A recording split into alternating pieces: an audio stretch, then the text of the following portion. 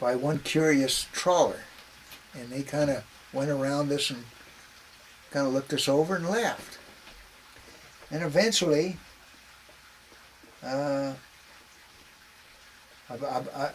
time is so hard for me, but yeah. it was either several hours later or something. One of the patrol boats come out and they circled around us, and then they left and come back with two more patrol boats. So we had two sub chasers, three torpedo boats, and later 3 MiGs that would pass over us. And when they come out, the first thing they did was they asked our identity. And Commander Bucher says, "We are Americans," and he hoisted the flag. And he says, "What are your intentions?" "Oh, we're departing. We are departing this area." And so Commander ordered that all engines ahead full, and we would depart the area immediately. They were kind of hostile to us. Well, they ordered that they heave ho or we'll fire. They doing all this by signal flags. And Commander Bucher didn't didn't order stop, so they fired on the bridge with 50 calibers first. Wow. And they shot them all up. They hit Commander Bucher was hit by shrapnel, and everybody laid low. And Commander said, "Nobody on top. They must not know how many people I have on board. Nobody up. Of course, we'd already went to general quarters, and all people remain at their battle stations." And he had shut down there for just briefly, and he ordered, in fact, he says, "Order destruction of classified material." Well, of course, there was a lot of feedback on that. From what I understand, is that how do we destroy this much material? Some say that there was over 1.5 tons paperwork alone that was top secret. That actually was, some of it was like for the eyes of the president. Wow. And there was all this kind of stuff that was on there anyway, and so they didn't know how to get rid of it. All they had is one burn barrel and one little shredder. Yeah. So they took the axes and started smashing the equipment. In the meantime, they started hauling all the classified material out into the hallway and setting it on fire. And this hallway is still a contained hallway. It's still inside the ship. Mm-hmm. And at least it was out of the line of bullets. And so they went to burning it up, and apparently the smoke kind of got the Koreans all excited. And and in the meantime we were on the move again, and the Koreans ordered that we heave to so we can board you.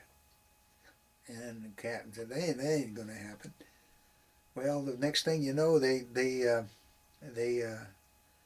fired I forget what Hauser it is, but it's a large cannon.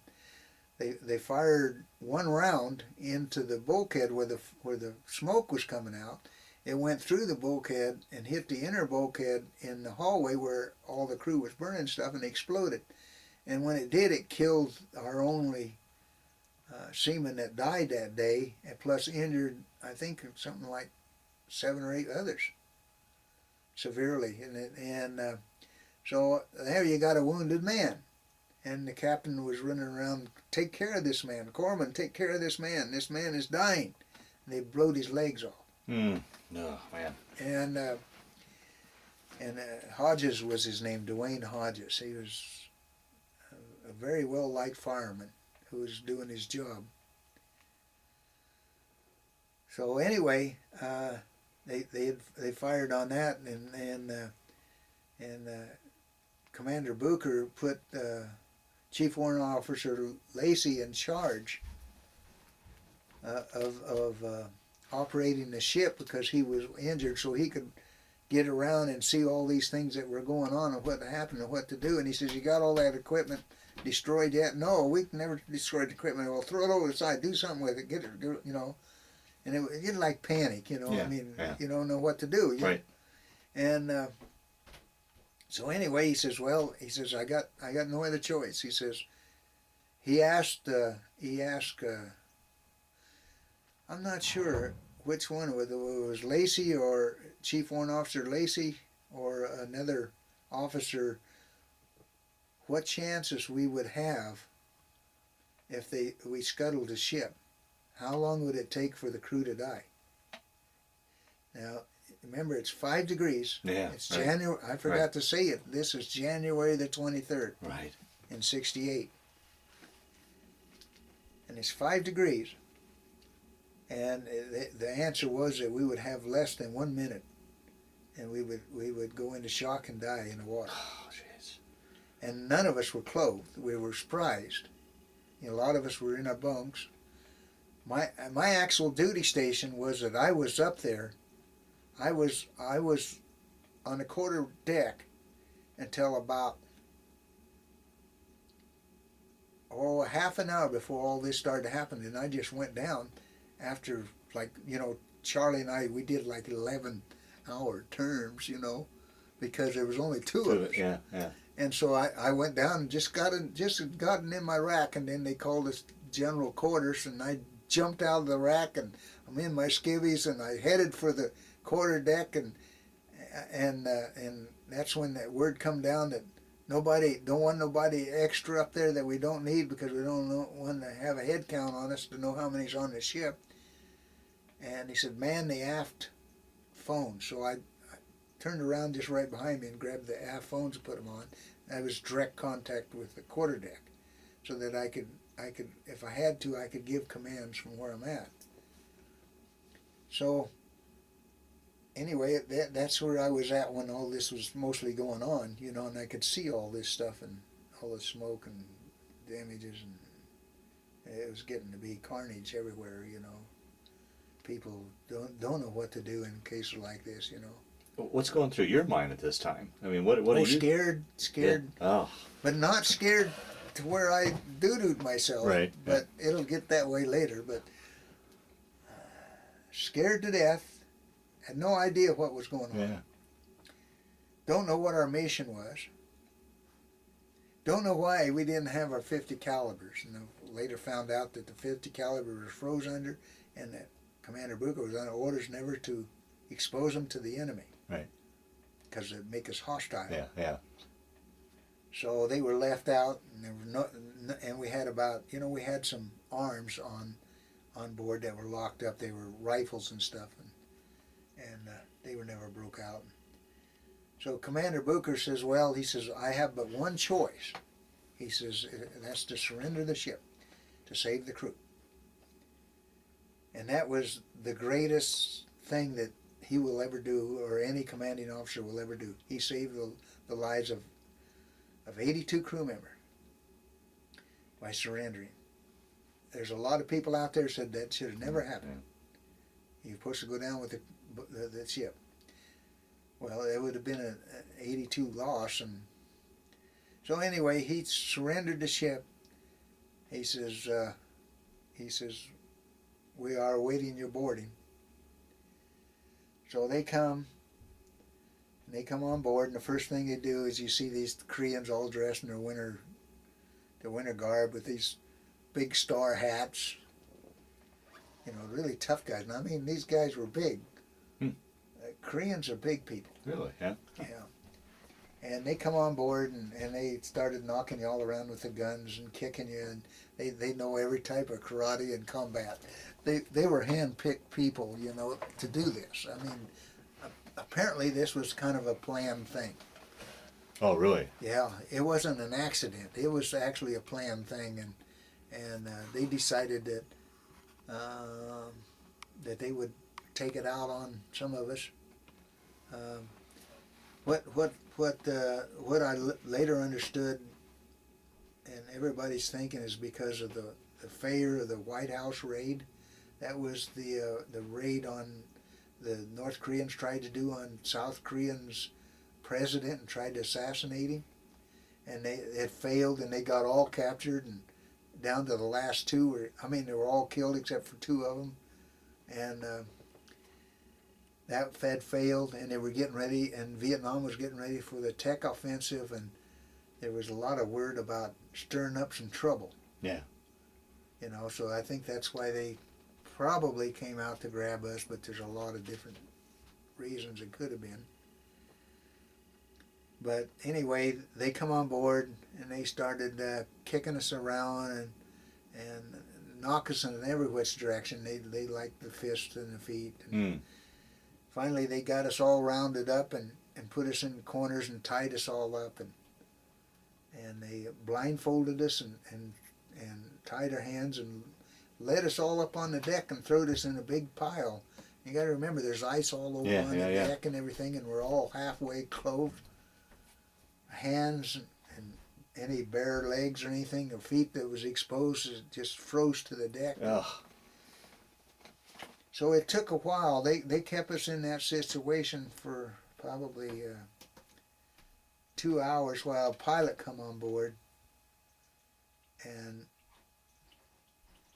got with Goldman, who run the engines, and I believe Charlie Law, who did the steering, and they steered it into Wonsan Harbor. And once we got into Wonsan Harbor, then they moored and they lined us all up and escorted us off the ship blindfolded again, hands tied behind our back, kicking us all the way down. And at the bottom was what they call a gauntlet.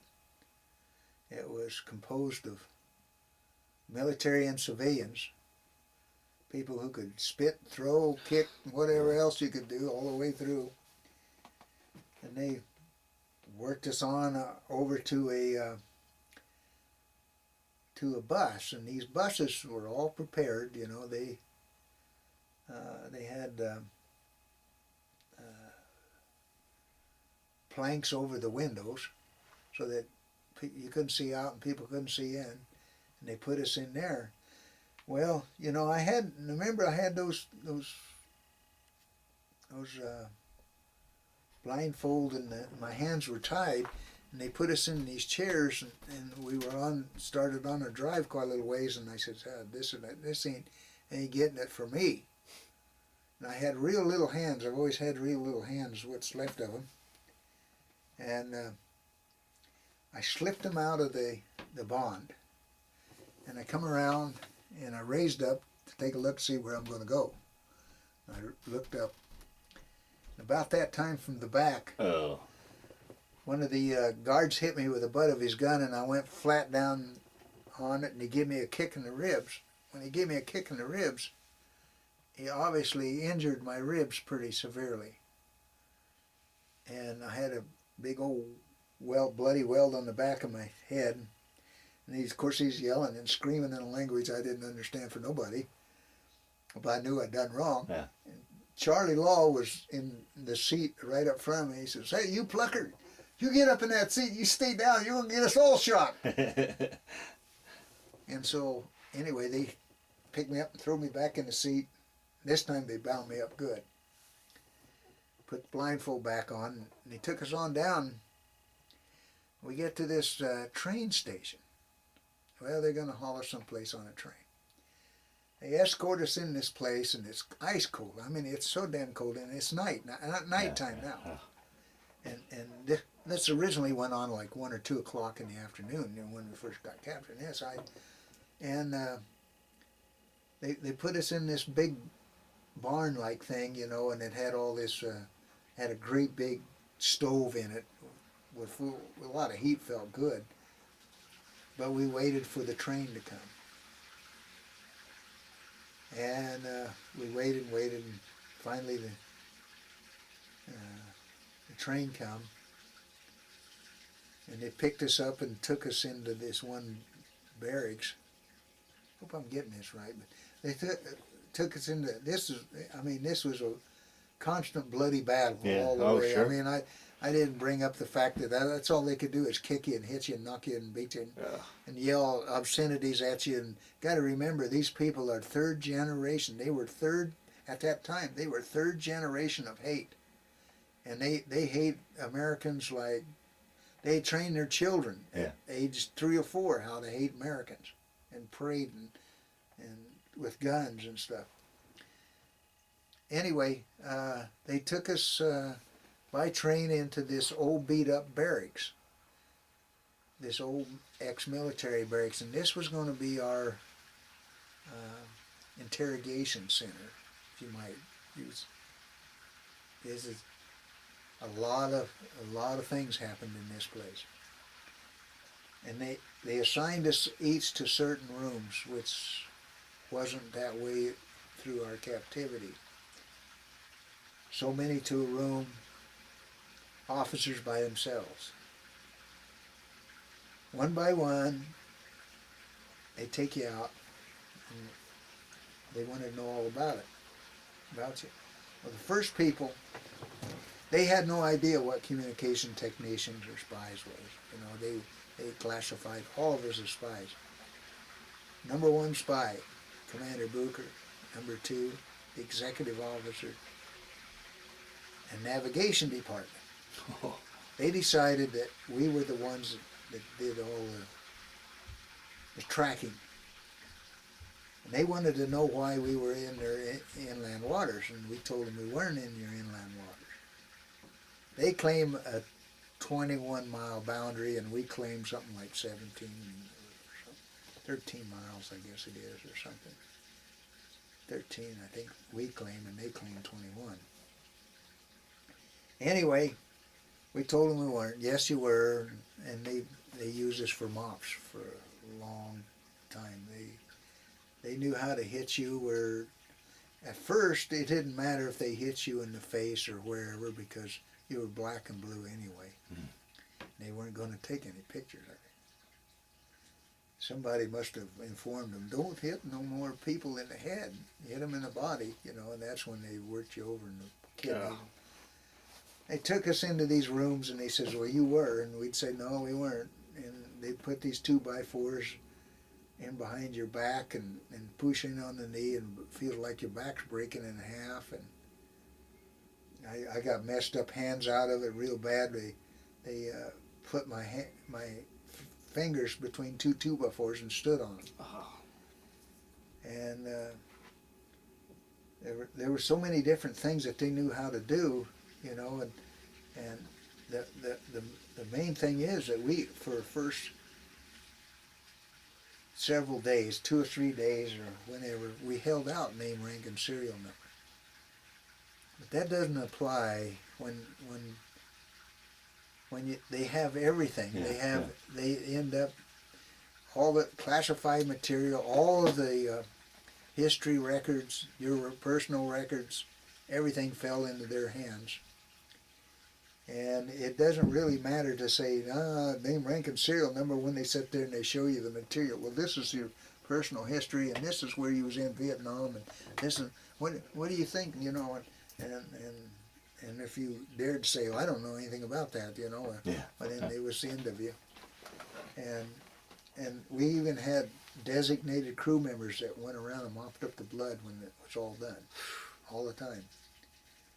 They had their favorite, crew members that they didn't want anything out of, they see them for a bucket and a rag. And anyway, they went after us, and they decided that we weren't going to tell them anything. So I guess eventually, as time went along, where they decided that they was going to have to tell the world what they had done, they did some altering on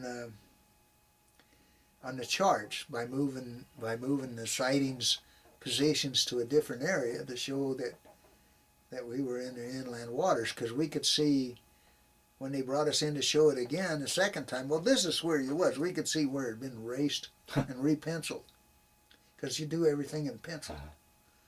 And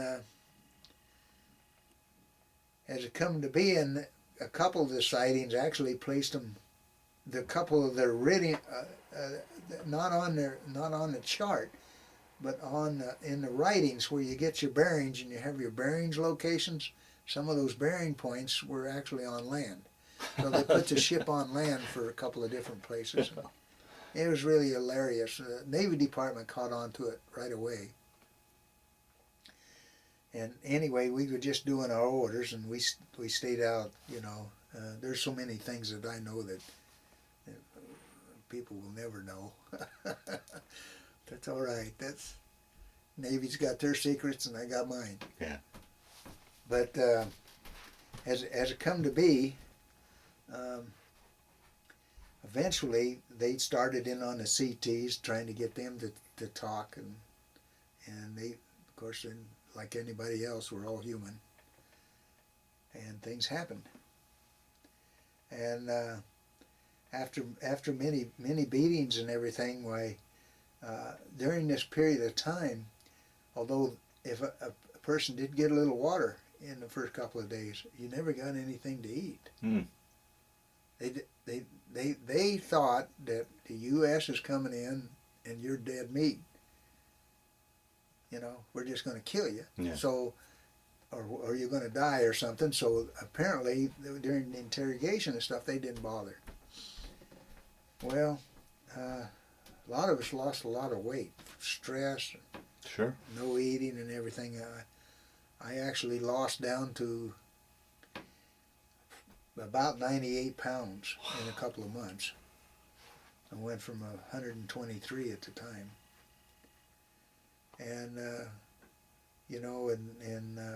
but anyway, on down the line, what they decided that apparently Russia got involved, or somebody got involved and says, you don't really know what you have here.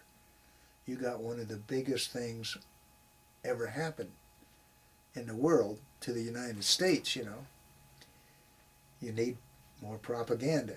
So they decided that they were just going to have people coming in and taking pictures, and foreign journalists and everybody, and they were going to show to the world that we were spies and we were bad people, and we would sign all kinds of confessions saying we were sorry for spying on the people, and we were sorry for the Korean War, of bombing of all their people. And we were taken to some places, where we were taken to one place where it was kind of like a cave of atrocities, where apparently a bunch of civilians were rounded and put in there and set on fire and burned up. Later word got it to us that it was probably North Koreans that did it to the civilians that they conquered. But they said that they put on there, the U.S. did it.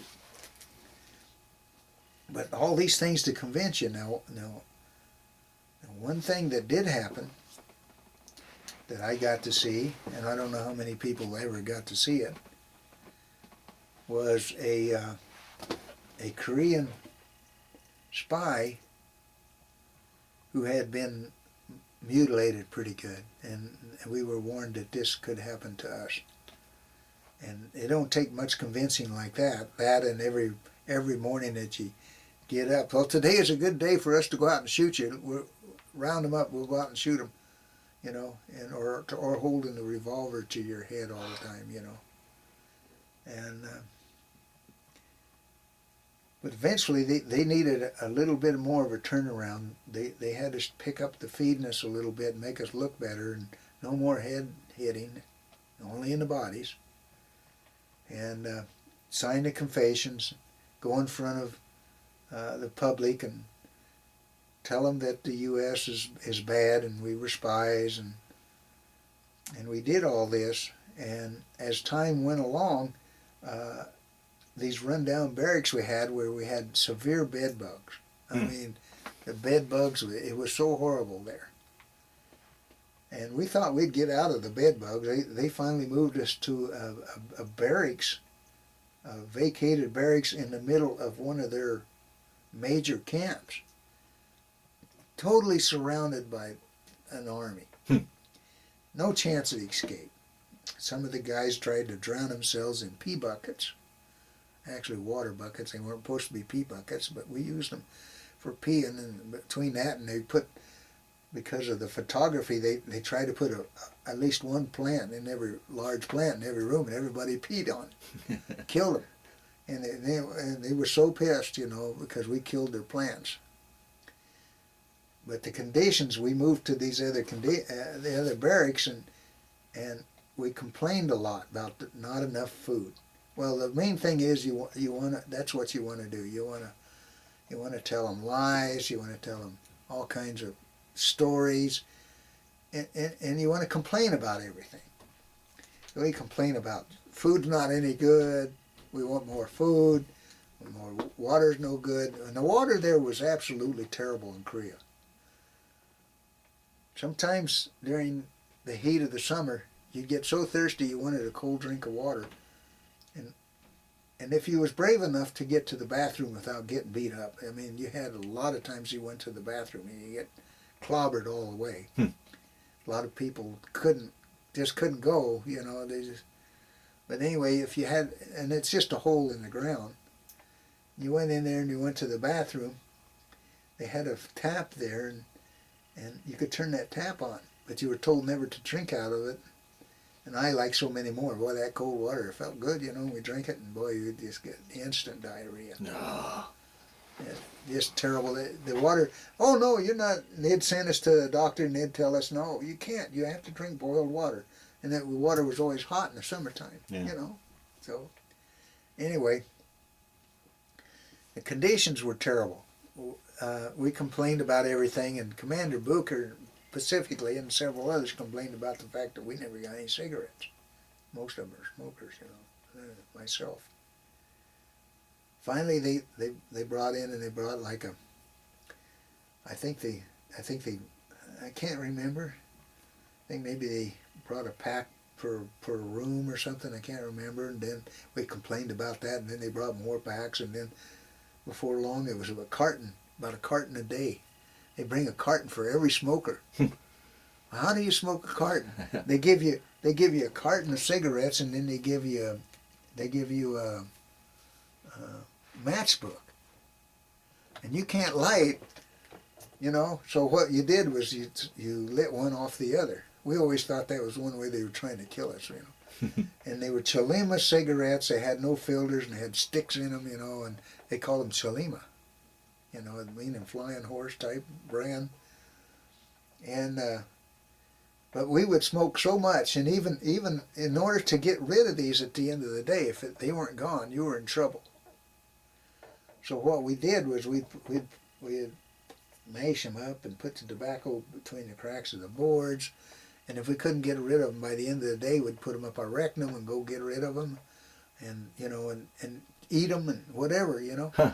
But most of us got to a place where we just smoke them all. Well, it was so brown. I mean, the air atmosphere. We were in a room not much bigger than this room here that I'm in. It's like 10 by 15 or 18. I think it was probably maybe as a 20 by 12 foot room, and there were, and at this later place there was eight of us in my room. No, 6 of us in my room. And you had a bunk, and then you had a space with a chair, and then a bunk and a space with a chair all the way around, and then you had a hallway for the guards. They could go all the way down through. It had a window down at the end, but it was always boarded up, so you couldn't see out. And we're talking about smells. I mean, there was something outside in this shed that smelled so bad for so long. We never really knew what it was, but we always thought maybe it might have been Hodges' body, but we weren't sure. Oh, wow. It smelled human. But also some of the guys was able to see through little cracks in the windows and could look out there, and you could see not that the building wasn't right in their spot, but they could see where they cooked up some of our food and mixed it up out there, and our food always had flies in it. Most of it was turnip soup. And on good occasions we got what we called sewer trout. We thought they were just like a rice paddy tadpole or something, but that's what we mostly ate. And if we were lucky, sometimes it had pork skins in the turnip soup, just the skin, because you had hair on it. Oh, jeez. But that's what we ate a lot of the time, and we never did figure out why they just couldn't feed us, but they couldn't afford to feed us, because the amazing thing was that some of the guards spoke English and some of the guards didn't, and some of the guards says, we just don't have that kind of food. On good occasions, if we did something nice, they'd get us into a little room here, into a room where we would eat, and there was 4 of us at a table, and they would bring out one particular time. That's the best meal that I ever had while I was there. They brought out a slice of bread, a pat of butter, a teaspoon of sugar, and an apple. That was your best meal. That was 4 of us. For the 4 of you. We cut that exactly that bread in 4 pieces. We did the best we could, and we always had one person that handled all this type of stuff.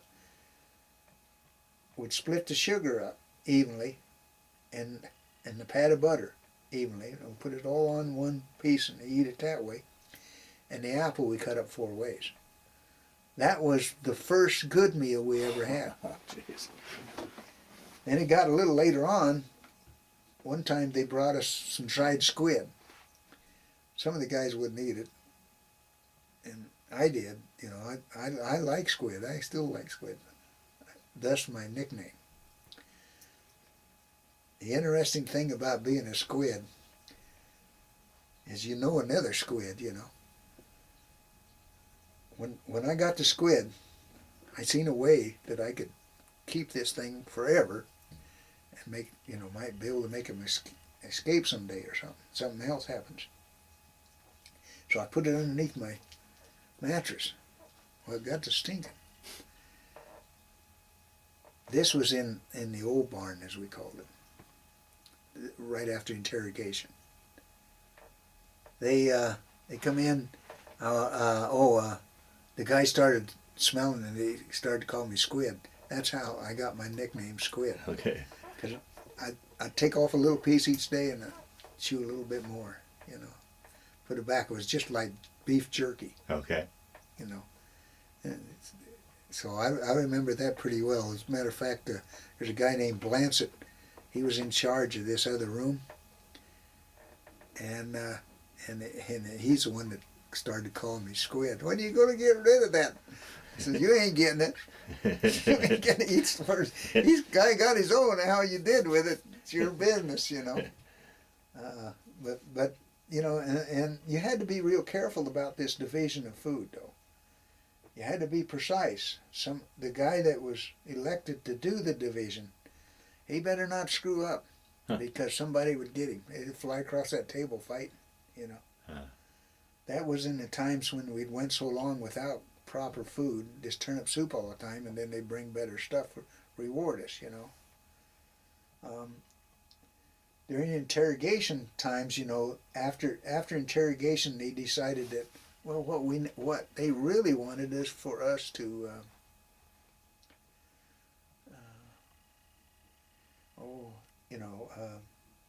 adapt their ways. I'm forgetting what it's called. In other words, become one of them. They wanted us to stay. They tried to convince us, brainwashers. So they had this thing called the tea room. And you go in there in the tea room, and they would talk to you about, you want to be our buddies, and they give you a beer, and they give you a cookie, and they have this woman running around. It's supposed to be a sexy woman, but remember, she's in Korean attire. Yeah. So she's not too sexy. And they have her running around, and some guys she even sat on some of the guys' laps and stuff, and didn't convince anybody. We have problems with one character in the crew that the power of persuasion is greater than the power of reality, I think, sometimes. Sure. So anyway, they tried things like that, and they were really disappointed. They give us communist manifestos and all kinds of stuff to try to read, and they started lightening up a little bit, and they kind of worked you into some games, and you might play ping pong, or you might get to go outside and play a football. That's their soccer type, you know, Mm-hmm. and or a little track, you know, and stuff like this. And we all tried to run good. We were all trying to beat each other when we run, and you had no strength, you know. Your whole day consisted of getting up in the morning. First thing you do, roll out of the bunk, right into the chair. You don't walk around the room. You sit in that chair for 16 hours. Oh, Unless they want you for something. You get a shower. We finally got thrown into this big hot tub all together. After several weeks, I think it was. I don't know if it was once a week or once every 2 weeks or when they felt like it. But you sit there, and your prologue, except when they said, except for when they wanted you to be punished for something, or you had your times when you could be kind of free, but most of the time you set your legs together and your hands on your legs and your head bowed. You never looked them ever in the eyes. Your head is always bowed.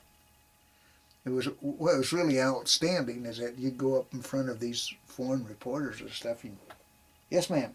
No, ma'am. Yes, ma'am. And the guard come over. Get your head up. Well, we're not supposed to put our heads up. And anyway, it was always that way. And a lot of times, so when we'd be in that position, you'd start falling asleep.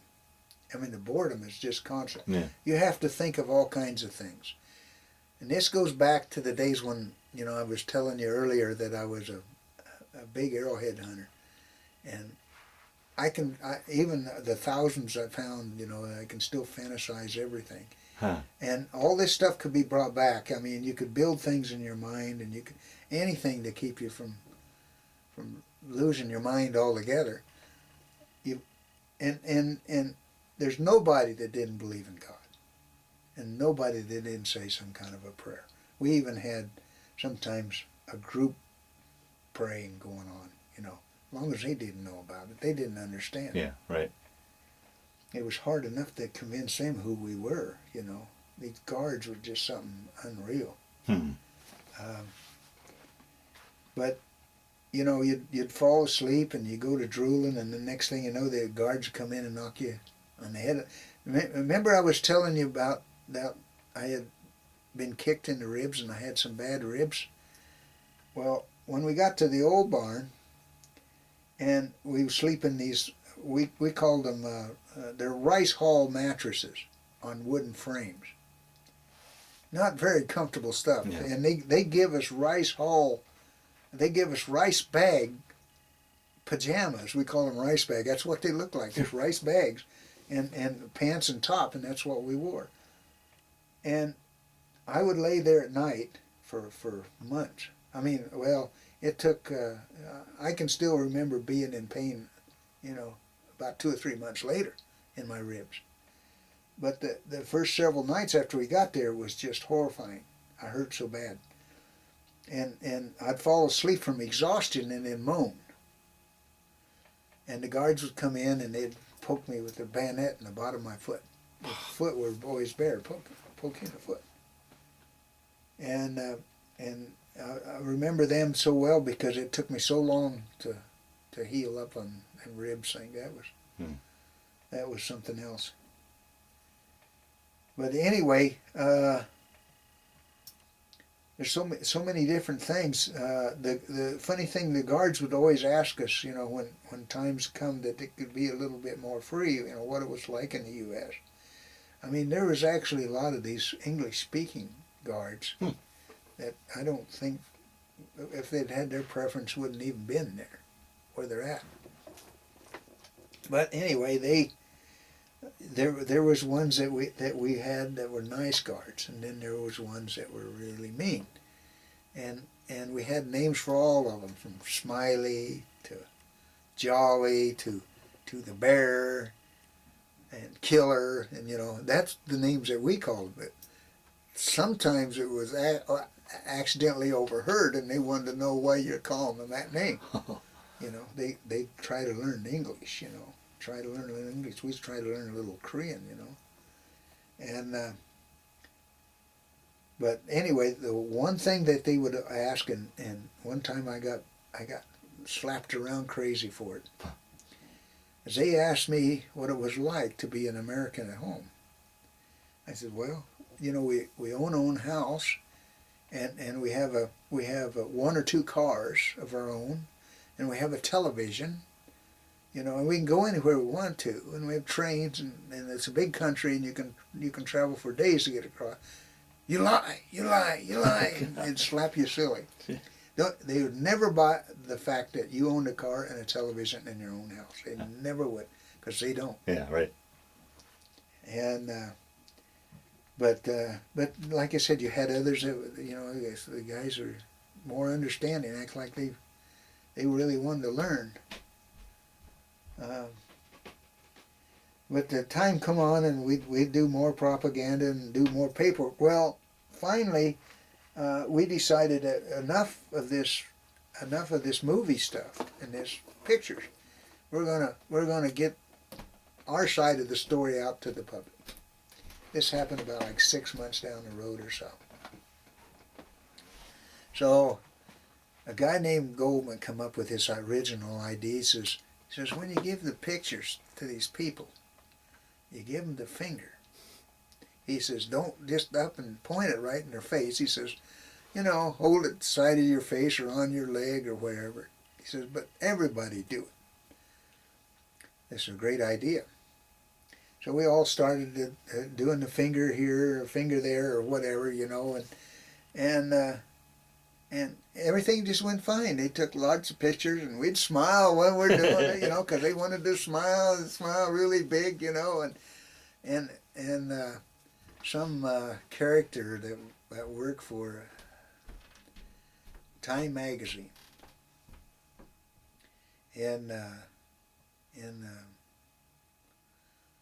Tacoma, Washington, decided that, well, it was time for him to expose us to the media that this was all a big put on, that we were giving the world a finger and all this.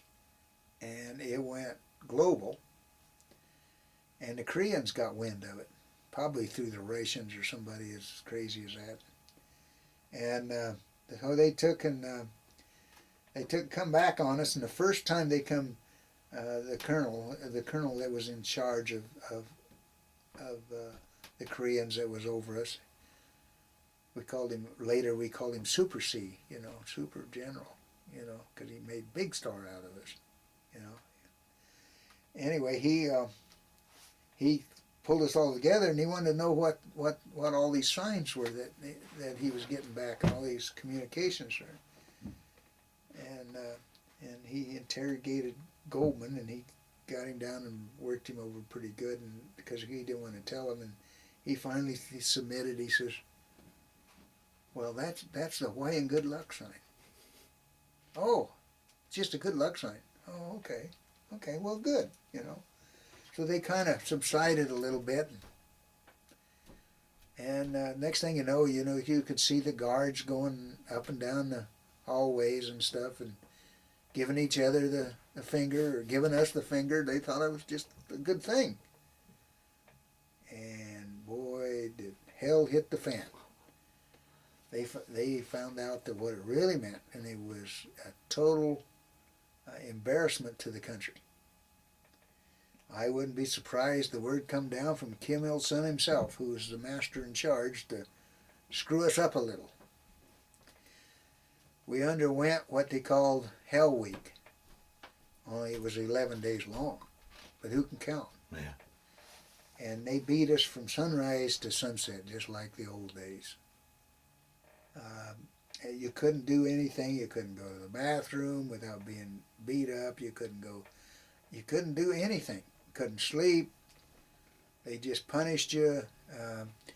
The guys like the bear, that's where he became really notorious. He was a great big Korean guy that I could believe he could take him big boots of his and put them alongside your head and would never even blink and floor you.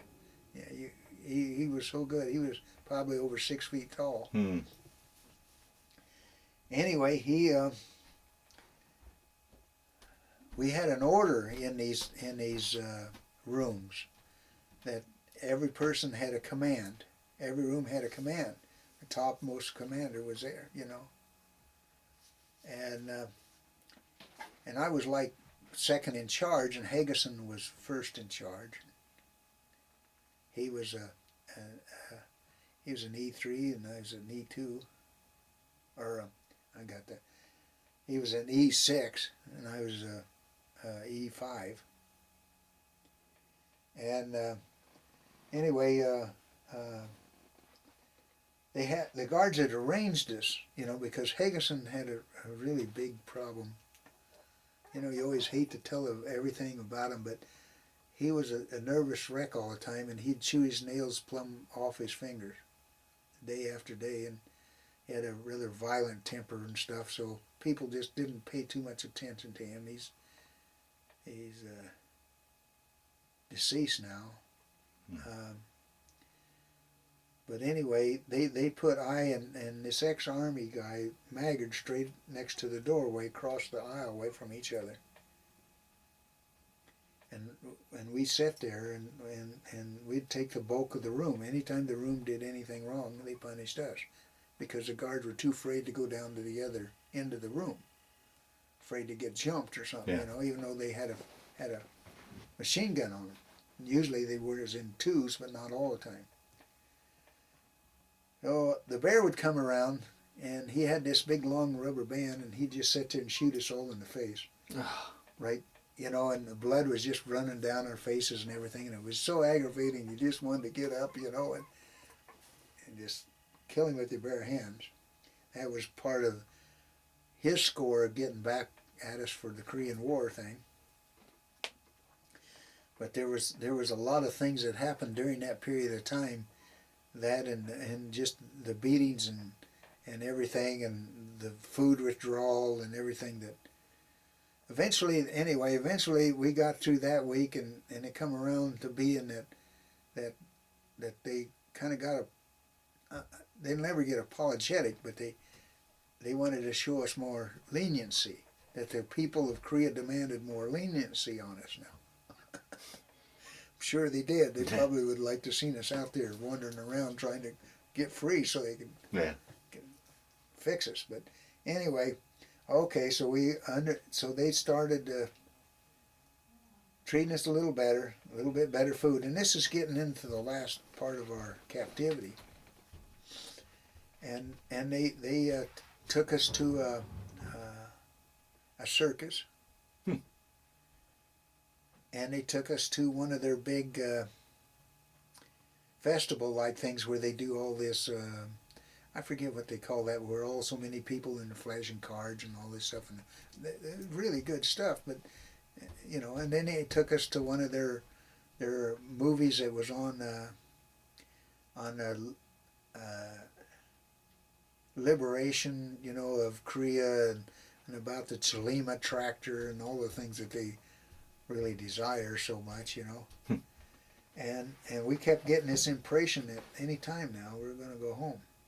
Now, were you getting any kind of communications from home as far as Red Cross packages or mail or government? We never seen any Red Cross stuff, although they said that maybe some of this stuff that, like we got a little mirror and a little pocket knife, which we used to use for cutting grass trimmings. We tried to shave with it, but finally, we had a barber, you know, that was in the ship, and he got to shave us and clean us up eventually for the photographs. And but we got a few of these oddball things, but we didn't know if it come from there. We never heard of nothing. There was no Red Cross, nothing.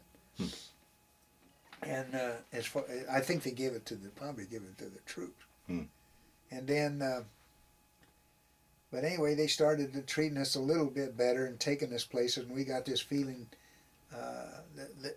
especially from Super C, that, well, they're talking at Pam and John about maybe going home or something like that, and all this, but we'd never seen a day, and they'd get us all rounded up, take us someplace, and we thought we'd go on home.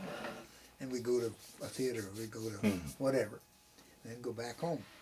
We did this off and on, and I guess there was negotiations that were that close, and they was ready for us to go, and it didn't happen.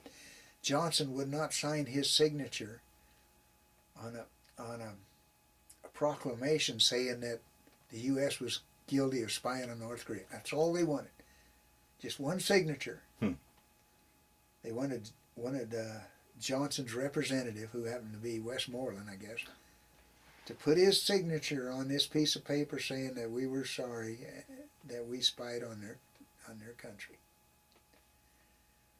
Well, eventually that time come, and they hauled us off, and again it was December the 23rd, 2 days before Christmas, 11 months to the day. And they hauled us up to the DMZ, and the Koreans told us, we're going to let you off, and you're going to go across that bridge. You're going to go home. If you look back, we're going to shoot you. So one at a time, starting first with the high-ranking officers. I better get that right. But no, I think Booker was the last one. Yeah. But anyway, one at a time we started going across in a certain order and a certain distance from each other. None of us looked back. We wouldn't care anyway. But yeah, right. Look back and across the bridge and no return is where we were going. And we get all the way across there, and then we see that, oh, gee, look at all the brass and all the, Westmoreland was over there, and there was all these big people were over there and greeting us and all that, and we made it across safely. And we got over there, and the first thing they did was let's see, they loaded us in the helicopters. I can't remember if the photographs come first or second, but anyway, they loaded us in the helicopters. And no, I think when we first got over there, the first thing they did is they lined us up and took photos of each one of us to make sure identification was correct. And they assumed a body. And they loaded us, and the only picture I have of me being a prisoner of war was done right in front of this train. And then they loaded us on these helicopters and took us to Seoul, to the hospital. Of course, we went right straight into the hospital where they tried to evaluate you and tried to feed you. To show how smart some of these people are, here you got people, and even though we were fed better towards the end, we're still starving. Yeah. We dream of food. Yeah. We got scurry, all over our bodies, our butts are runny sores, and, and teeth are falling out, and there's just all kinds of problems with our diets and stuff. And they get back and say, well, we're going to send you to chow. Well, they sent us chow in here, went in there, and they had steaks and everything imaginable, and no limit. And we would, these metal trays, you've seen these metal trays that they have in boot camp. Well, that's what they had there. And we filled them things probably 6 or 8 inches high. Like we're gonna keep that forever, And we took it, and of course then we got sick. Yeah, right. We ate just a little bit, got sick. Especially when you hadn't had any meat for decently. I think that's why I have such a problem now with food.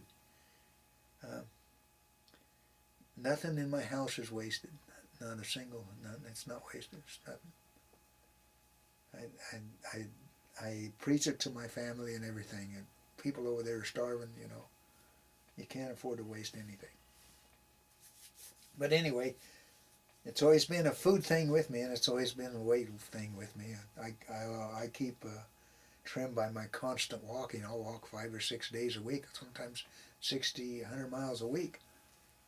And no problem there, you know, and that keeps me down, but I eat anything I want. I did have a triple bypass surgery here a couple of years ago. It, according to the VA, when they found it, they related it to my my smoking, but mostly to my stress of being a prisoner of war. Really? And all the damage was right on the heart, not in the veins. Huh. So, you know, that's what they said. But who knows? But anyway, all right, so we're in Seoul. We are given some medals by Westmoreland, and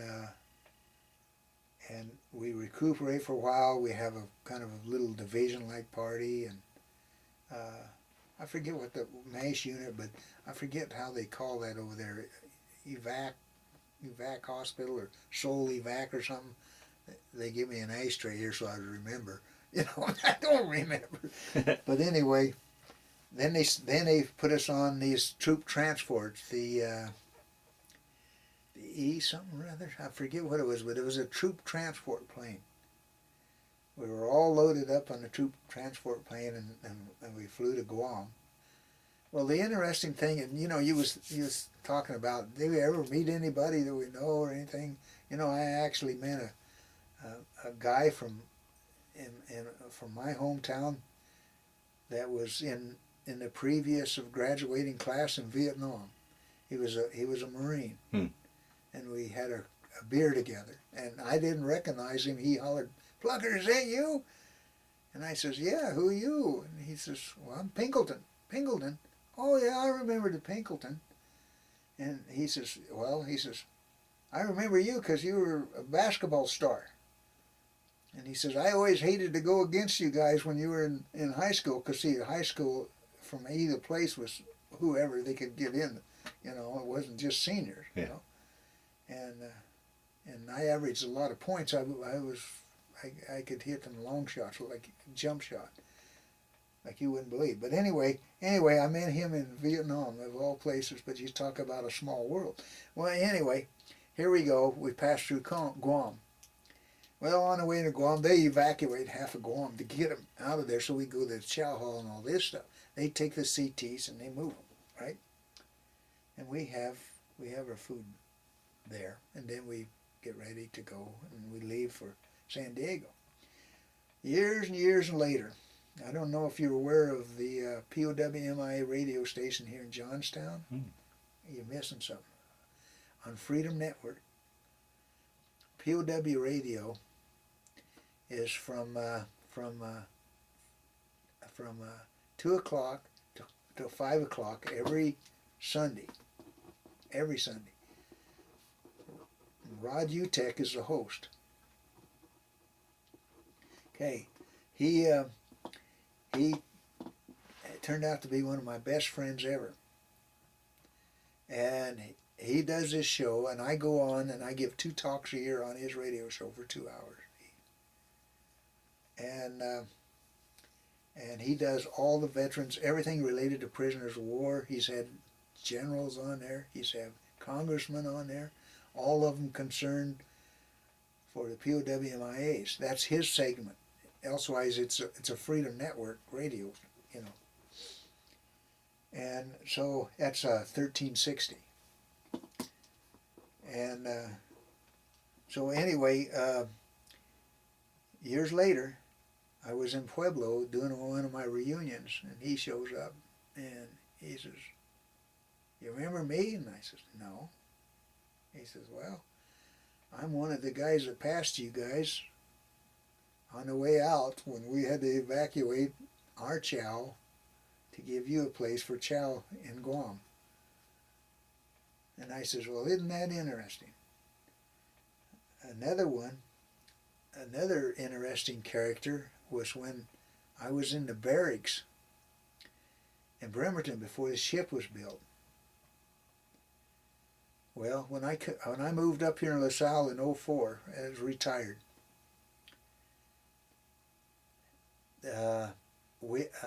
Herschel Williams lives just two blocks away from me. He was the person in charge of our chow line there in Bremerton. Huh. And he's with the VFW over here.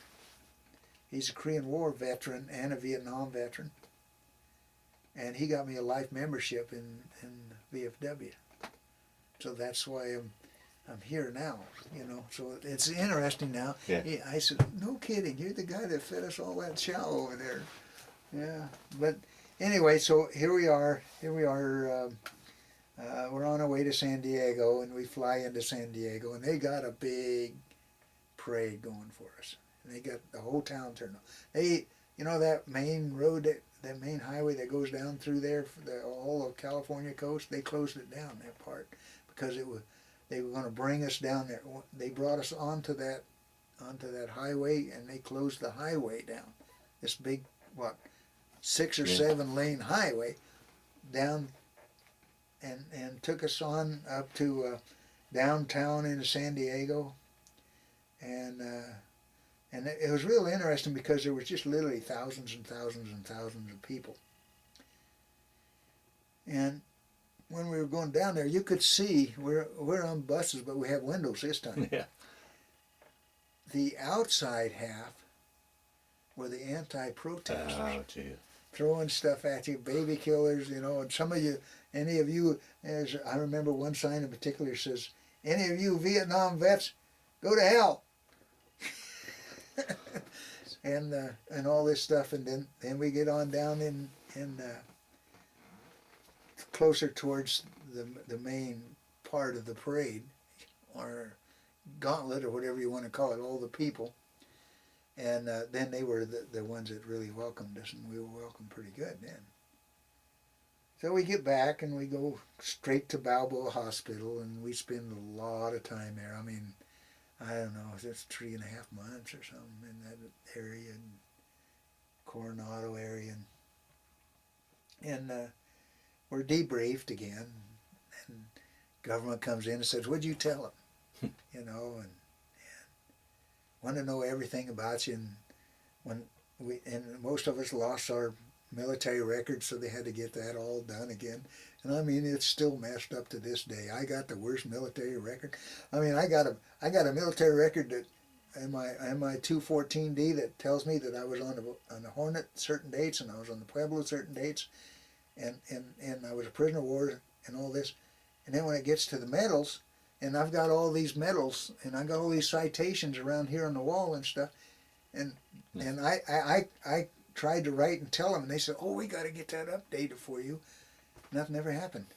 It took 6 months to get a letter back to me to tell me, "Oh, we received your message," and then I never got anything, so I just gave it up. So my WD 214 tells me everything, but it doesn't show hardly anything. It just shows a Vietnam medal and a national defense and all this stuff, and all this stuff related to the first part. Yeah. But there's no Pueblo part there. Huh.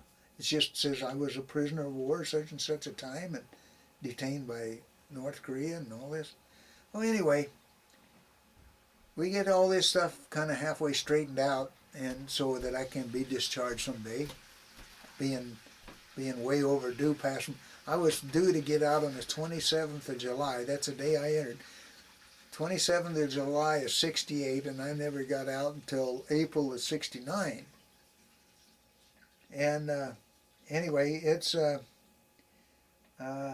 they decided that they were going to have once we got fit, well, the first thing that happened is Christmas Eve come up that night, and they wanted to know how many people thought that they could be okay, and all of us were okay, we don't care. Yeah. I mean, I walked with a bad knee, and I had a bad knee for months. But anyway, they said, well, we're going to have a Christmas party for you. This was one of the best Christmas parties I'll ever have, or ever remember have. I'm still waiting for that day to come, when I'll have a better one. This is 2 days after your release? Yeah. Yeah. well, the first thing that happened, backing up a little bit, when we first flew into, when we first arrived in San Diego, you know, and all the people getting off the bus and they were greeted by their families and all this, and I kind of forgot about this, but, you know, I looked around and, gee, there's none of my family there, and I just kind of stood there in that crowd of people, you know. They had these girls kind of stretched out for people that, you know, might have problems and stuff, and other guys, and they come up and says, well, you look like you're looking for someone. And I said, yeah, I thought maybe my dad or my mom would be there. Well, I knew they were in the process of getting a divorce. And the funny thing about a divorce is it's hell on everybody, because when they got a divorce, I went back for a vacation, for leave, and they were in the process of getting divorced. And a year before that, and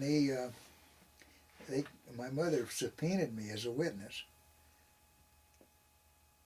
And my dad subpoenaed me as a witness, or however you do it, that the fact that I wasn't his blood. And that's why he always resented me.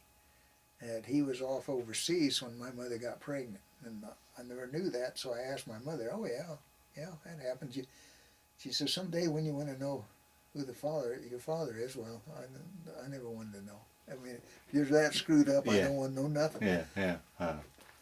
So anyway, they had a big battle. My dad was going to kill my mother and all this stuff, and it never happened, of course. It was just one of those bad divorces.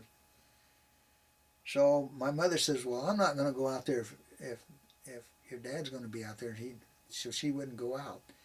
And my dad didn't want to come out there, afraid of running my mother. Well, it ended up that my mother found out my dad didn't come, so she come out 2 days later. So I had to wait.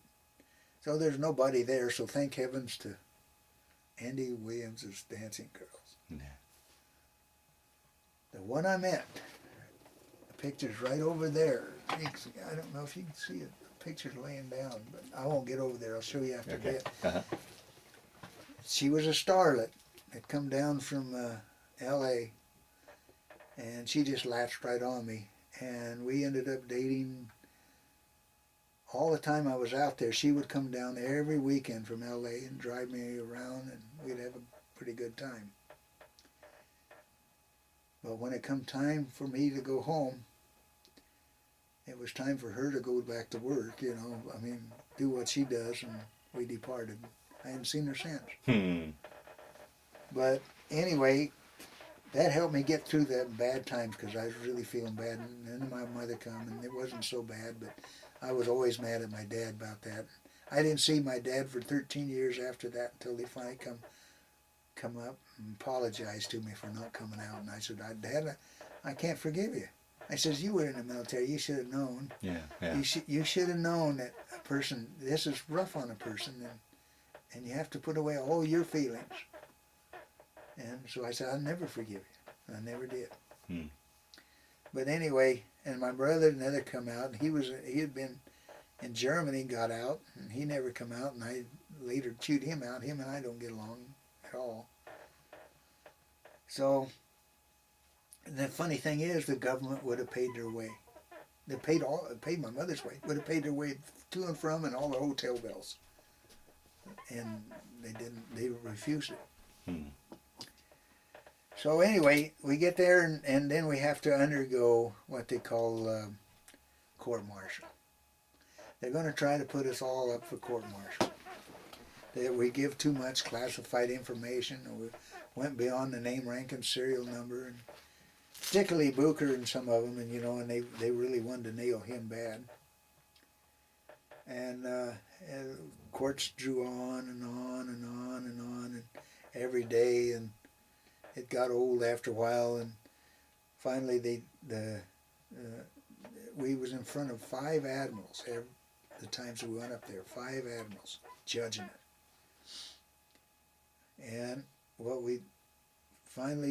they decided that we'd been punished enough, and that the people of the country could not see that we should be punished anymore by being court-martialed in any way, any of us. And they decided to let that go. That didn't end our problems, but it solved something for a little bit. And we get ready to go, and all of us started dispersing in different ways. We got feeling better. And I went back to first Colorado Springs, and I decided I wanted to go on in Nebraska because of my grandfather. My mother lived in Nebraska, but my dad was back east, so I didn't have any of that to worry about. So I went back here and because of my grandfather quite a bit, and I started going to McCook Junior College, and I got through, and I met my wife at the time, and she was just graduating from high school. There was a little bit of difference in age, but we've gotten along here for almost 45 years now. So. And anybody who can put up with the prisoner of war and having all the problems I had, I've had every kind of problem there is that any vet can have, and she managed to see through it. She's the hero, and I'm the survivor. So anyway, what happened, I made it 2 years up to the last 2 weeks of my 2 years of graduating from junior college, and I lost it. So the police come and got me, and they took me away and put me in jail, and I told them, I says, I can't be in jail. I says, you can't trust me. You don't know what I'll do. Yeah. So they kept me overnight, so they sent me to the VA. Says, we really need you in the VA. It was a mistake. So they put me in the VA for another month and so many days. We didn't have much money coming in, and I had the GI Bill, and it paid like, I don't know, $100 and some a month or something that way, and that's all we were living on. And my wife was trying to work at the Bell Telephone Company, and we already had one kid, the oldest one, Artie. Artie, my oldest boy, who's now about 46, he's mildly retarded. He lives with us forever. He'll always be here. He's my child. And then I have another daughter, that Crystal Erline, and she's now married to a Dennis Baker, and they live here at home for right now, and trying to make it. She's been to all kinds of colleges and trying to make it in nursing and primatology, and just can't quite find the field she wants, and he's a truck driver. And then there's my son, my favorite son. I don't want to say that too much, but Martin was my son that liked to hunt and fish and do everything I did. Okay. And he got a little bit carried away when he was in high school and got this girl pregnant, and he took it upon himself. He's always been a man. Took it on himself and married her at 17. And they had my only grandson that I have. He lives in Texas with his mother. They got divorced. Right after Martin's divorce, he had a lot of problems, a lot of medical problems. He's bipolar, schizophrenic, and manic depressive. And he's still combating that after all these years. And he lives here in town too. Anyway, he's still the fisherman. He can't hunt no more, but he's still the fisherman. And he works with an oil company. And Cheryl's my daughter-in-law, and she's another bipolar person. They met and got together. And they're surviving it. Yeah. That's all it takes, how to survive. Right.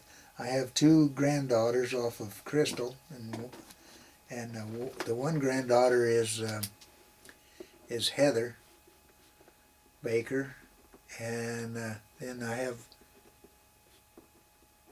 my youngest granddaughter of 6, she's, that's Ruby Ann Baker, and she's the love of my life. And she's the one that likes the rocks and arrowheads and fishing. She even fishes down here in my pond and catches bass and bluegill. So she does pretty good. But anyway, we come back, and from there on in, after that episode with the VA, I wouldn't have anything to do with the VA. They actually denied everything.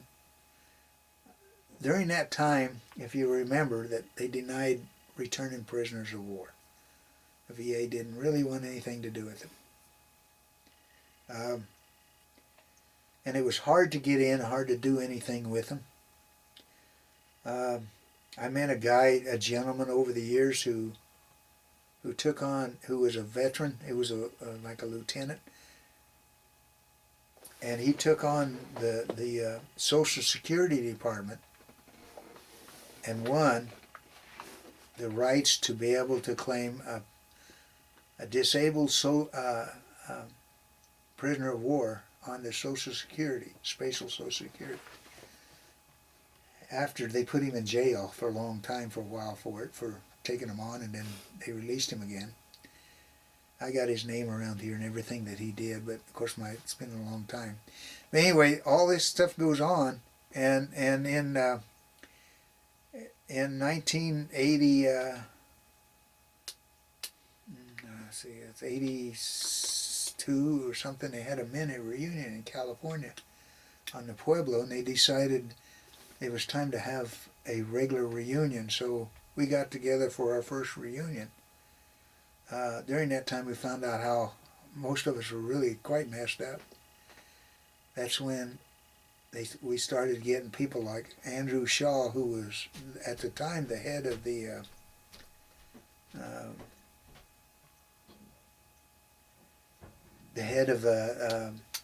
it's DAV. He was the head of DAV. He worked in Washington D.C. and he helped get all of us up to where we're at now in our disability. The last place he was working for is the PVA. And so anyway, he turned out to be a great crew member, and we have other honorary crew members. But the thing is that we decided that it was time for us to be recognized as what we were, and the VA kept saying, just mocking what the Navy had told us, that we were only detainees, and that kind of withheld a lot of our disability claims. So constant contact. I went to Congress in Denver and signed 3 different petitions to proclaim that we were prisoner of war and that we had certain rights and that we wanted the Pueblo back and come on, Navy Department, and all this stuff. And in the meantime, there was certain liaisons from the group that actually went back, officers mostly, went back and dealt with Congress in Washington, D.C. to try to get us recognized as prisoners of war. And in 1992, they finally submitted that we were prisoners of war. To add insult on insult, 1 year later they decided that we needed to have money rationings for the starvation period, 11 months. And so the Congress passed it, and it was kind of an embarrassment to all of us. They decided that they would give us, each crew member, 75 cents for every day we was over there. And a lot of the guys got the checks just like they got the medals, and they just tore them up and threw them away. A lot of us got the Purple Heart. A lot of us got Navy Commendation and the Bronze Stars. 3 people got the Silver Star. 1 Marine. There was 2 Marines on board. And Bob Chick is the one I'm going this month to Pueblo with. He's come from California. He's one of the Marines. All my buddies are Marines. I don't know why, but that's the way it is. And the other Marine, he held out for the longest time on name, rank, and serial number. He probably held out all the time. They probably just gave up on him. They beat him so bad. But we put in for the Medal of Honor, and Congress doesn't give Medal of Honors to prisoners of war, I guess. Huh.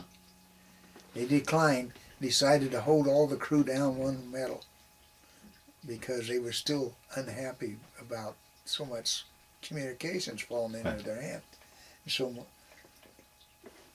So what they did was they took and they gave him the Navy Cross. So he was the highest awarded. Now the crew turned around and tried to petition Congress to give Commander Booker the Medal of Honor for saving 82 crew members. And of course, they declined that. Matter of fact, Commander Booker's career, after that, they stuck him in the back office, and he got so bored he just resigned. So, but a lot of things like that happen, and it's just a constant battle. You know, like we're battling for a long time for North Korea. Me being the only Colorado person, I deal a lot with Pueblo, and the Pueblo chieftain, and Bob Rollins, who's a good friend of ours, and all the officials and the governors and all this, and like Ken Solenzar, who helped organize with the people of Pueblo, and Bob Rollins, the Pueblonians for the return of the USS Pueblo, which I'm a member of. And we have our own organization, and we keep calling on people to get it back. Well, it looks like it might not happen now, since the Pueblo has been moved from its recent moorage at a river site where tourists by the tens of thousands have seen this. Everybody who comes into North Korea always had to go aboard the USS Pueblo to see all the atrocities committed on the Korean people by one little lonely ship, called the Lonely Bull, by the way. It's the Lonely Bull. We got Herb Abbott to do a song about it, you know, like it would need. Anyway, but anyway, they all have to see it, but they have now moved it to their new Liberation Museum, and according to satellite and all the word that's getting out, that it has been placed in concrete now, probably so that there won't be any chance of getting it back. And they have fixed it up somewhat, especially on one side, painted it up and everything and make it look good, and then people can go and visit it. I thought we was going to get it back. We had our chances in 1992 under Clinton administration when they moved it from the East Coast around to the West Coast. They went out in international waters, and Clinton knew about it, and everybody advised him that they had a tug and tow and an escort vessel. Now was the time to go in and grab it, and he declined for the same reason that Johnson declined to go to war with North Korea. You know, they're afraid to start any more trouble with North Korea, and so they rub our faces in every day anyway, and it's something. So anyway, it's there, and it's not going to happen, I guess. And I told Commander Booker, he died in 2000 and I guess it was 2002, and I always helped him close up all the hospitality rooms here, and you know, we helped each other back to our private rooms and hotels, and he asked me before he died, when he was dying of emphysema, he says, "You got to keep up the work for me." He says, "We've got to get that ship back." And I said, "Yeah." So it was kind of left up to me so I spent a good many years as vice president of the USS Pueblo Association, and all the call to arms and everything never happened. We never got it back. I don't foresee it now. I don't think we will. So can't even blow it up. So anyway, life goes on now, and every day is a hunting victory for me. You know, I make it through every day, but it's a hunt. And you know, I just remember. You know, I never forget. People have asked me, you know, why do you tell the story? Well, we discussed this. In the 70s, 80s, we never said anything, and we were all going to hell. Right. And we discussed this at our reunion and decided that word needed to be get out, and it was also the best thing, the best therapy.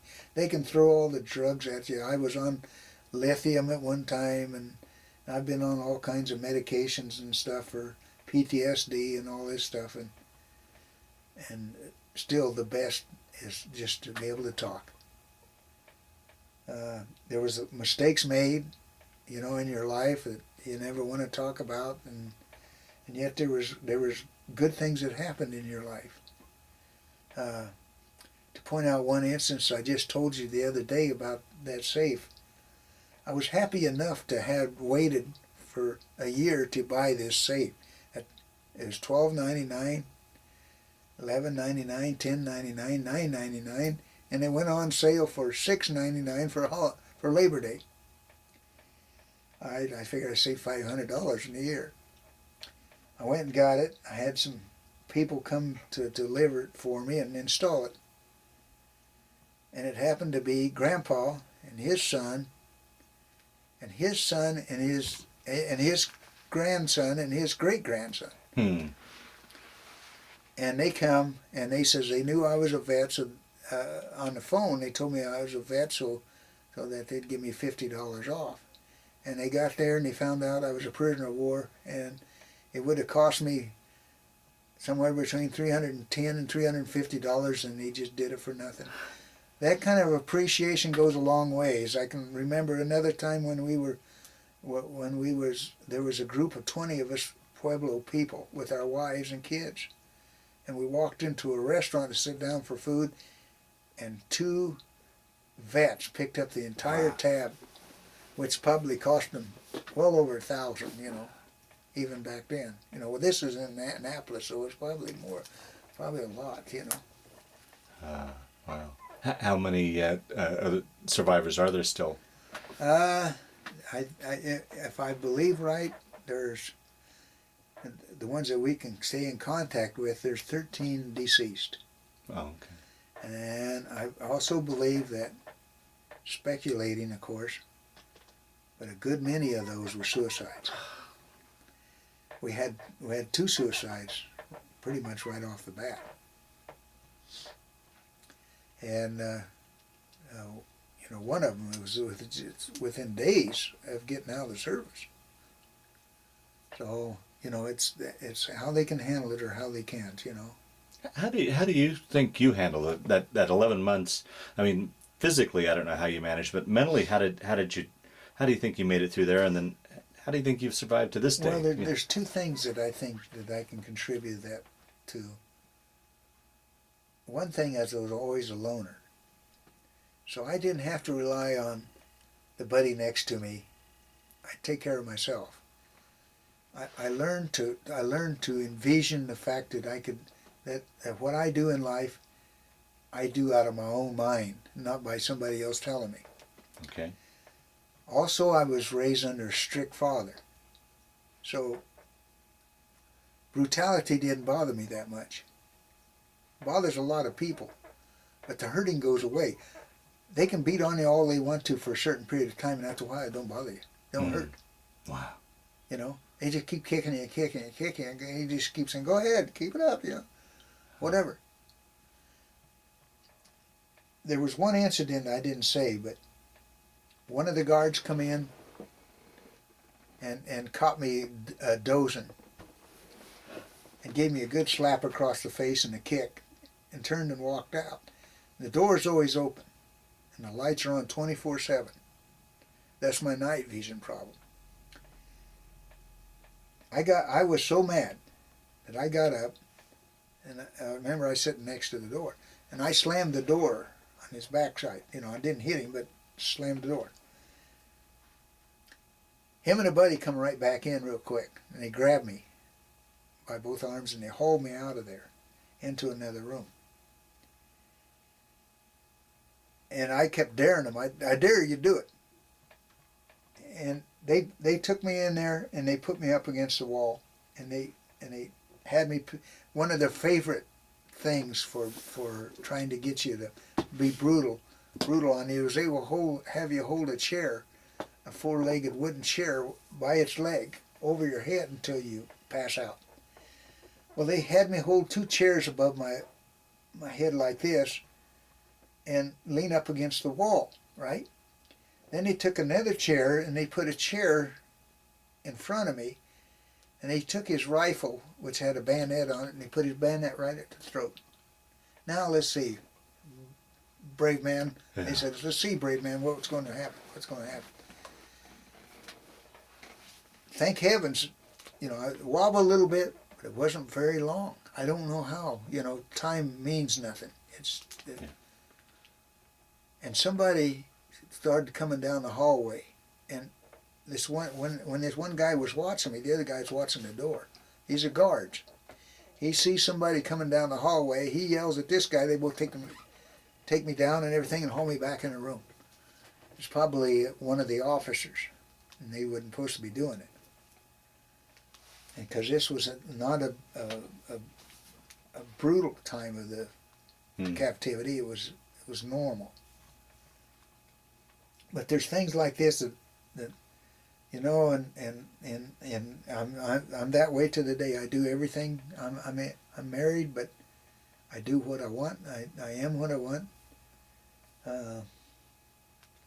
People won't understand. People don't understand. But I was raised that way, and I continue that way, and I survived that way.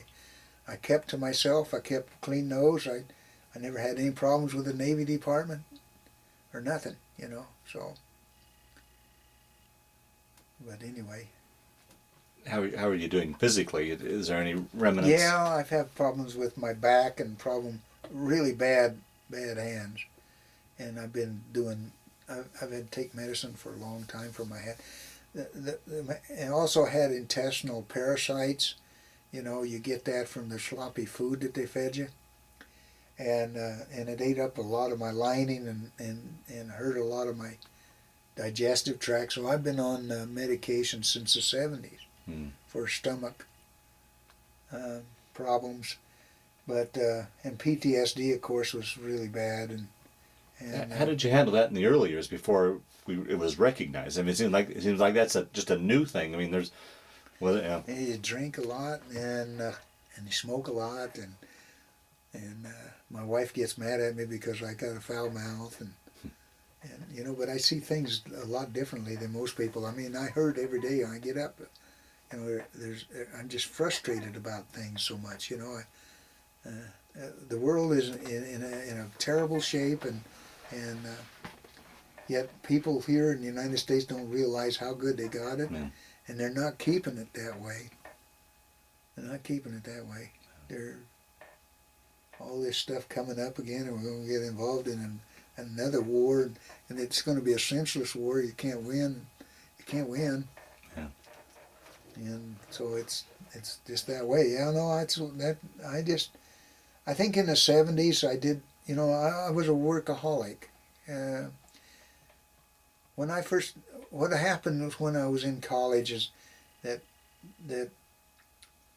my wife's father-in-law had moved out of McCook and come up to work here on a turkey farm up here. And he talked to the owners of this turkey farm, and it wasn't one turkey farm, they owned many turkey farms. They were millionaires. And he told them that I was a prisoner of war. Would there be a place for me because I was in the VA hospital? Leonard Streer, the owner of Longmont Foods at the time, him and his brother Sid, they were Holocaust victims, and so was the wives. And they says, we would like to have him work for us. You get in contact with him. So my father-in-law called me down there and says, would you like to come up and work on a turkey farm? And I says, well, I don't know much about turkey farmer. I'm trying to get on to the fish hatchery, you know, where my dad worked. And they did eventually accept me, but it was too long. But anyway, I says, well, I don't know what I would do. He says, well, the bosses said they would teach you. So I said, okay. And he says, we got housing for you and everything. So I went straight out there and went into a house and worked not even one full year, and then was moved to another turkey farm and then become a manager. And I was manager after that. And in those days, there was only 2 people on these turkey farms doing 5 flocks of about 30,000 each. So we just worked around the clock. Somebody wanted a day off, you just lived with it. And we just worked all the time, you know, and especially when you had babies, you worked around the clock. So that kept my mind off a lot of my problems in the 70s, although I had problems. But when it really hit me, you know, and you know, I'm not saying for sure when, but it was like 10 or 15 years after the fact. I got nailed good with PTSD. That's when all the bad stuff started happening. It was like a delayed reaction or something. Well, they say most people, a lot of people are that way. It's way later in life. And then I started seeing the VA, and what officially happened was I was hit in the nose by a feather of a turkey, and they gave me a traumatic nosebleed. And they put me in Longmont Hospital, and they couldn't stop it. They had to put tubes up my right nostril and blew up a great big ball, and they couldn't stop it. And then I was bleeding in my throat. Constantly. I just held a pan underneath me, and it just bled. And so they sent me to the VA in Denver. Well, the VA couldn't do anything. They didn't have the doctor to handle it. So they brought a doctor in from Chicago, and he come down to look at me, and he says, I got one choice. He says, we'll try one more time to cauterize it. He says, we'll go way up in here, clear up in here. And he said, if not, we're going to have to cut your bridge of your nose in half and go in and tie it off. The blood vein bleeds. So they put that up in there, and he says, are you getting... and he found out who I was and the problems I was having. My wife and other people told him. He says, you getting any compensation? I said, no. So he says, well, that's going to stop. So he got a hold of the administrator in Denver, and they set me up at an automatic 30% to start right off. And then it was just stair-step from there on, you know. People helped me do this. I never did any. I never took out a lawyer. I never went to front of anybody or anything. It was just people helped me. And then finally Andrew Shaw got in there and then got with this other guy because I'd had this heart attack, or I had this heart problems. And they decided I now rate 220% because I got so much arthritis from being on an ice deck and everything, you know. And the doctors back then told me I'd have all kinds of problems, but it might not be. I said, no, not me. I just went out of this damn place, you know. And you walk out. Some of the guys walk out and, you know, throw their uniforms in the ocean, you know. But not me. I brought my stuff home. I figured if the Navy's stupid enough to buy it for me, I want to keep it. But a lot of them never accepted their medals or nothing, you know. Because the Navy let us down. They promised to take care of their own, and they didn't. And Johnson screwed up big time. Wow. Has it improved? I mean, how do you feel? I mean, are you taken care of today by the Navy or the VA? I mean, what are your Oh thoughts yeah, on? yeah. Well, of course the VA hospital takes care of me all the time, and the VA disability, I get disability from them. Navy don't has nothing much to say with me. I actually gave a talk at Berkeley Air Force Base, and I was really appreciated there, and I ended up with some great buddies who are senior chiefs and stuff, you know, and they're the people that moved out of NORAD, and they moved their CT complex out in the Buckley Air Force Base. There's no longer that going on in NORAD now. And you know, everything has changed. Of course, you see the uniforms they wear now, and the khaki uniforms. You know, I mean camouflage uniforms. It's kind of different than what we wore. And I used to hate the white hats, and they don't even wear white hats anymore. But here's a good thing that did happen, though. You know, I give every other year we have a Pueblo reunion. It's not always in Pueblo anymore, though I put together a great many of them, and they're I don't know, there's 7 or 8 of them out of the many that we've had. I think we've had 14 already. And anyway, last year we decided to have one in Annapolis. And so we went back there and had a great time, Pueblo reunion, and I got to tour the battlefields too, but I spent almost, it's about 16 days back there.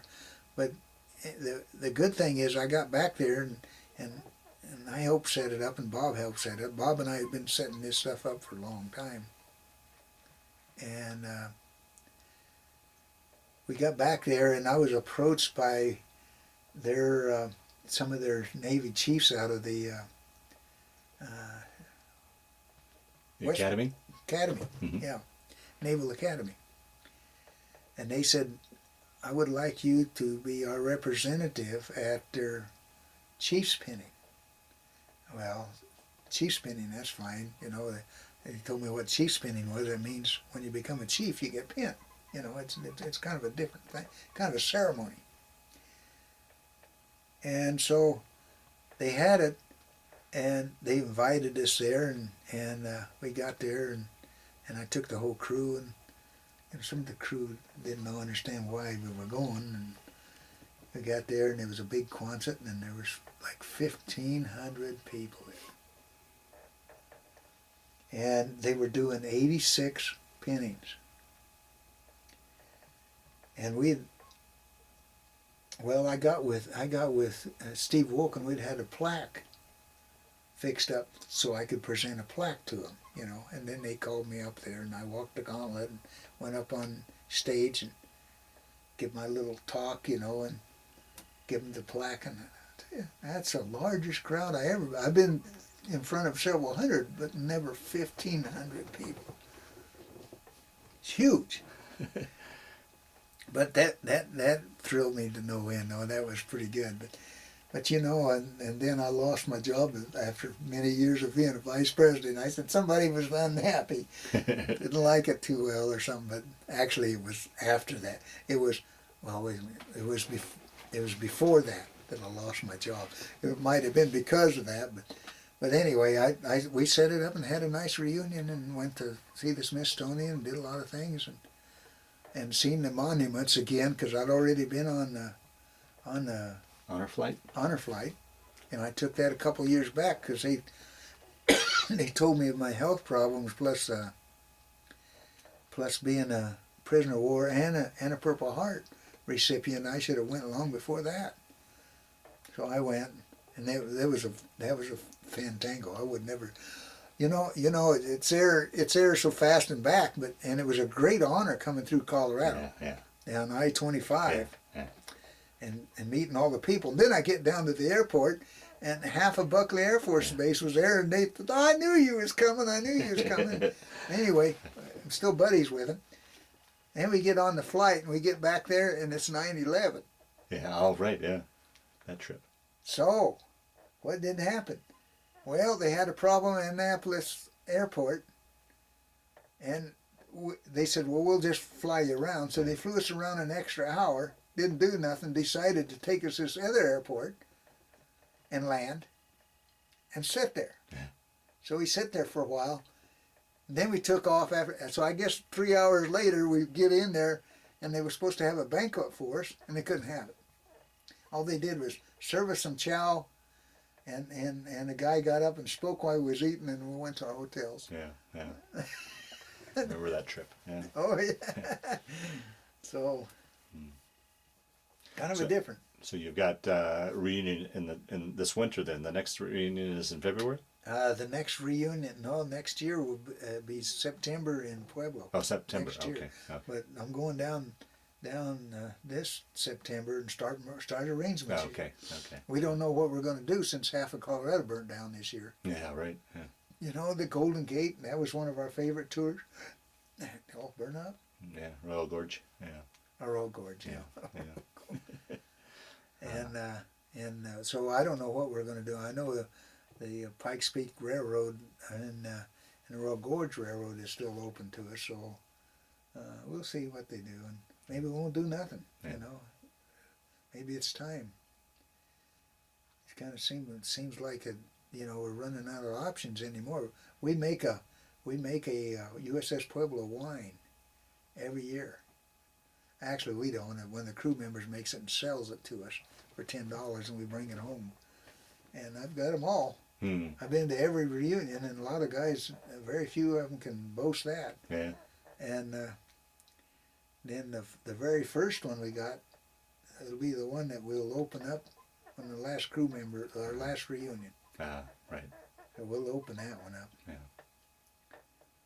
But there's a lot of stuff goes on, and you're certainly invited to go down there if you wish. I can get you around, and you can do some talking. Okay. It'll be about the middle of September of next year. It's a 5-day event. Well, Alvin, we'll start to wind down this interview. Is there anything I didn't ask you? I pretty much let you tell your story that you wanted to talk about, or any of the stories that have kind of floated to the top as we've been sitting here talking to ideally round off. I know we can probably go on for hours, but ideally round off and cap off a good chunk of your story, or do you think we've pretty much covered it all? Well, in a summary, we pretty much covered it. I mean, there was so many individual things that you couldn't really do, you know, and a lot of things you can't say in a situation like that. I mean, you got to understand that there was married and single people in this outfit, and things happen. You can imagine, you know, and you got that many people in that tight of quarters. I mean, it's a lot easier to live in the same house with a cranky wife than it is to live in the same room with 6 other male occupants. Yeah, right, yeah. You know? Yeah. And there was no hard feelings taken out amongst our rooms or anything, other than you know, one person was questionable about his actions, and another person was he wrote a book on communism, and he's for communism. And I mean, things like this happen. I don't put the people down or anything like that, but we've never seen them. You know, they never come to reunion or anything like that, you know. Not even with invitations. They wouldn't do it, you know. I'll be darned. So there's always something. And then there was always a great bit of hostility between the commander and the executive officer, Murphy and Booker. Booker thought that Murphy could have done better in the times of capture, you know, when we were fighting, and Murphy thought the skipper dropped the ball, and I don't know, you know. Yeah. And that feuding went on for years and years and years. Also wanted to say that Rose Booker, she's been fighting tongue cancer for many years, and she's pretty bad now. And the strange thing is that she lived in a household with smokers. She never smoked a day in her life. And she's had parts of her tongue removed and stuff, cancer. Wow. They said smoke. So it goes to show you what I don't know why I'm alive, because I'll tell you, personal facts is when them rooms were cloudy with smoke, and in condensation in the wintertime, it would drip down black off the ceiling. Ceilings were black, and it would drip on the floor, and it'd get so slippery that we would have to take rags and clean the floor of nicotine off so you didn't slip and fall. Oh, man. And that's how bad those rooms would be, and why we're not dead from lung cancer. Yeah. And I hardly know of a lot of people, majority of the people have heart problems, stress and smoking, but nobody I know of has lung problems. Huh. I'll be darned. There might be out there, but I haven't heard. We have one that died from pancreas cancer. But that's something different. But yeah. No, I don't know what else I would add. Just to say that to the younger people, and especially my kids that might watch this, the ones that don't understand, like Ruby right now, and Heather a little bit, she's only 16. Life isn't what it seems. That there is bad things in life, and there's bad places in this world that you don't want to be. And if you take for granted what you have, you're going to lose it. Don't take for granted your freedom to go and do things, because there's people in this world that they can't even go outside their towns. And so it's a whole different world, and just take it in stride, and don't do like I did, but smile all the time,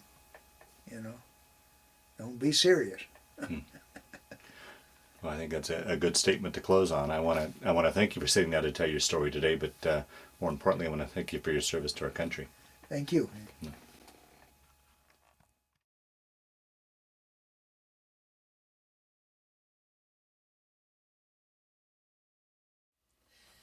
Yeah, that's a picture that the Buckley Air Force Base, a flyer that they handed out about when I did my presentation down there.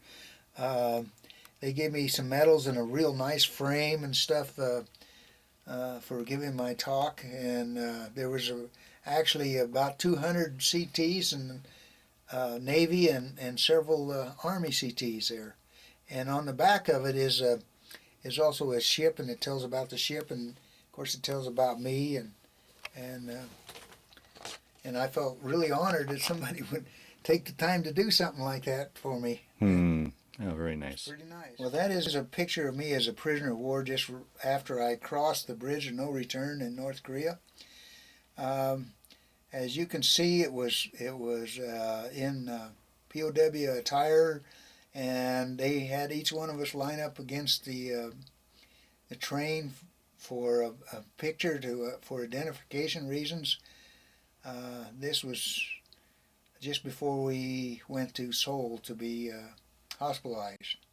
Well, this is my crew members from barn number 2, the second half of our internment, and there is Arnold and Bussell and Tuck and Maggard and Higginson and myself and Robin and Ferris, and we were all together most of the time that we were there. So there was 8 of us in the room, and the room was probably about, probably about 12 by 20. And there I am in one of the famous propaganda pictures there that they'd all juice us up, give us all kinds of freebies and stuff, like maybe an apple to share or something like that, and then get a photograph of us, and that's I and Steve Robbins playing chess.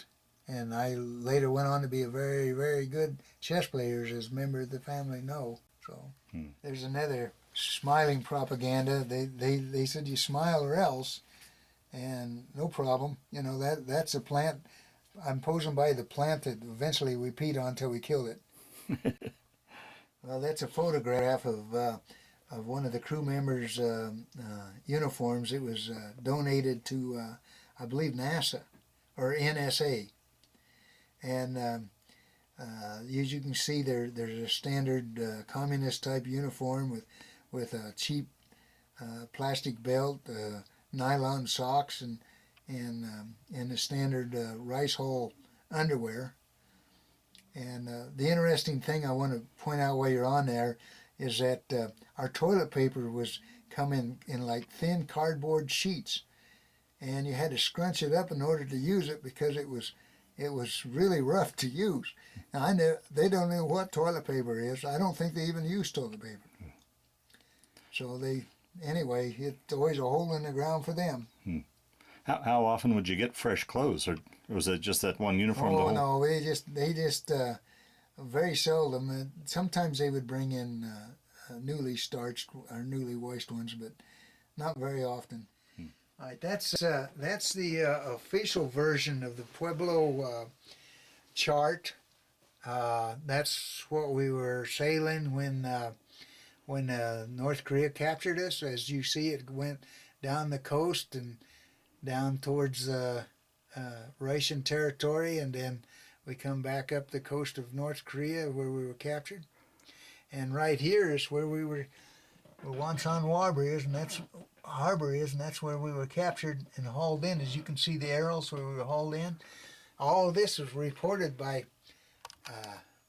aircraft that was on its way to help rescue us, and was called back by Johnson. He didn't want another war in Korea again. Oh wow! So, but the Enterprise was on its way, and there was aircraft in the air, and the Air Force was ready to go, and the Army was ready to go, and you had about 2 or 3 million really mad veterans because they didn't come in and get us. And you were saying earlier that the North Koreans' version of this actually has you charted on land at a couple of points, correct? Yes, that's true. What they did was they come in, and this is where they captured us. So what they wanted to do is they wanted us in this territory area. You see, and so what they did is they took and erased all this and moved it. But when they moved it, that's okay. They moved it on the chart, okay, into their territory. But when they put down these sightings and everything in the logbook, it showed us that when we took our sightings that we were actually up here in some of these shoreline areas. The ship was on shore. And of course that didn't happen. And so that was in the official, that was in the Navy official movie that they put out. I have it upstairs right now. All right, this is my uniform, and this is all the medals I've won through the years. And you can see my rating of PO5 or E5. I was a second-class quartermaster. I have the Purple Heart and the Prisoner of War Medal and the Good Conduct Medal and the Navy Commendation with V for Valor, and I got the Korean War and the National Defense and the Vietnam, 2 Vietnams, and the Armed Forces Expeditionary. Wow.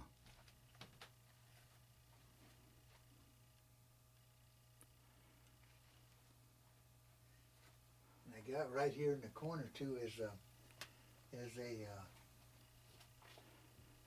one of the 3 plaques with our names on it. This one's in Pueblo, right on the same area where the 4 Medal of Honor statues are.